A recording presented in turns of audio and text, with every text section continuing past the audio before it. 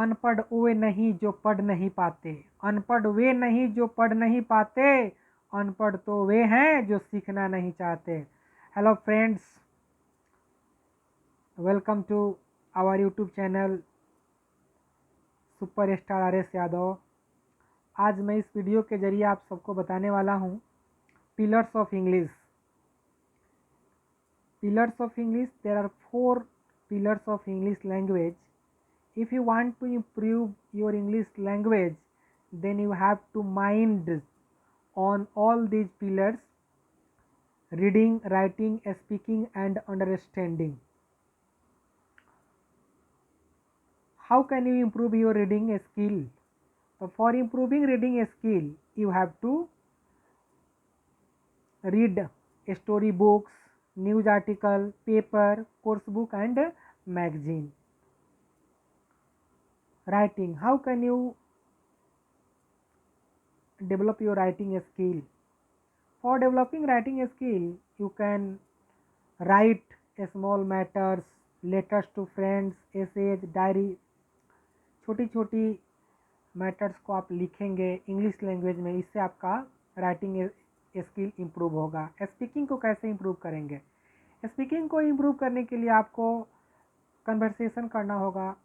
Look the object and tell the function. जो कुछ भी देखे आप उसको, उसके फंक्शन के बारे में बोले। जैसे मान लीजिए कहीं पे कुछ लिखा हुआ है, उसको देखे और बोला, जैसे लेट मी डांस, मुझे नाचने दो। लेट हिम कम हियर, उसे यहाँ आने दो।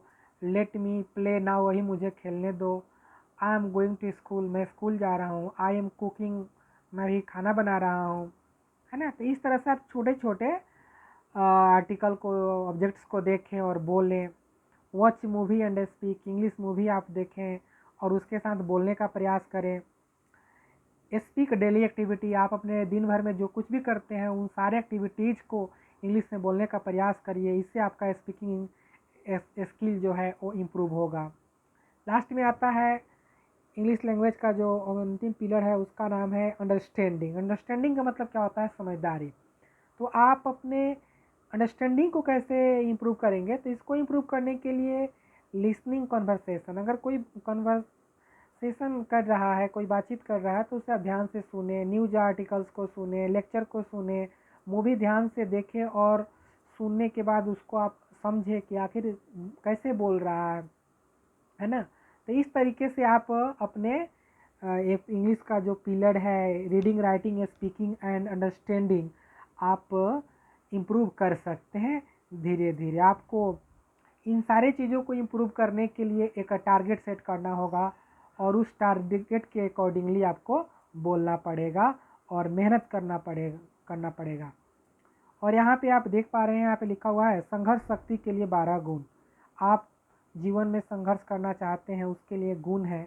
आपके पास ये 12 गुण होना चाहिए।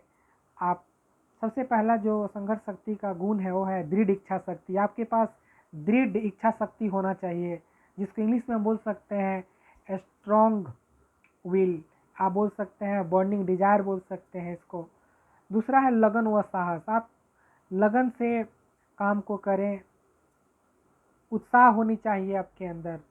श्रम शक्ति, आपको कार्य करने का पावर होना चाहिए।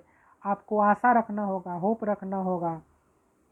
धैर्य व सहनशीलता आपको रखना पड़ेगा। आपको आत्मविश्वास करना पड़ेगा अपने आप पे। आपका जो चरित्र बल है, कैरेक्टर जो है, उसको सही रखना होगा, उस पर ध्यान देना पड़ेगा। समय की पाबंदी, टाइम पंक्चुअलिटी पे आपको ध्यान देना पड़ेगा। शिष्टाचार एवं व्यवहार कुशलता, आप जानते हैं कि every action has an equal and opposite reaction, इसका भी ध्यान रखना पड़ेगा। मन की एकाग्रता, कंसंट्रेशन ऑफ माइंड, आप अपने माइंड को कंसंट्रेट करके आप जो कुछ भी करें अच्छे से करें। खोजी प्रकृति, आपके अंदर खोजी प्रवृत्ति होना चाहिए, है ना। और कहा गया है कि जीवन में सबसे बड़ी खुशी उस काम को करने में है। जीवन में सबसे बड़ी खुशी उस काम को करने में है जिसे लोग कहते हैं कि तुम नहीं कर सकते हो, है ना।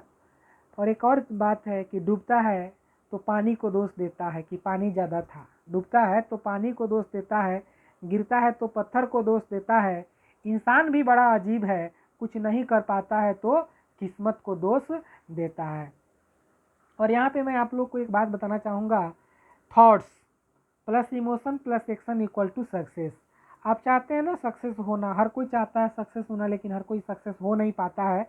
तो आपके मन में विचार जो आते हैं तो विचार भावनाओं की ओर ले जाते हैं, और भावनाएं जो है हमारी इमोशंस जो है वो कार्य की ओर ले जाते हैं, और हमारे कार्य जो है, हम जो कार्य करते हैं, जो एक्शन करते हैं, वो परिणामों की ओर ले जाते हैं।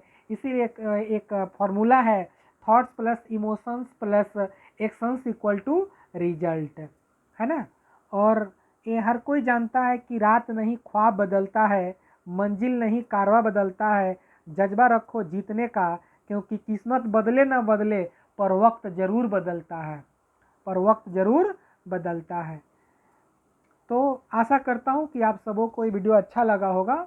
अगर वीडियो अच्छा लगता हो तो आप इसे अपने दोस्तों के साथ शेयर करना न भूलें। So thank you for watching this wonderful and interesting video. And आपको ये वीडियो अच्छा लगता है तो अपने दोस्तों के साथ शेयर करना न भूलें, क्योंकि आपको पता है कि शेयरिंग इज केयरिंग।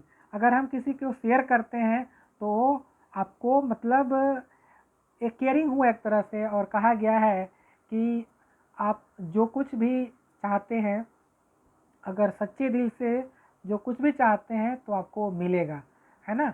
तो आप इसमें कोताही न करें, अपने दोस्तों के साथ शेयर ज़रूर करें, और आप भी सीखें और अपने दोस्तों को सिखाएं भी। So thank you.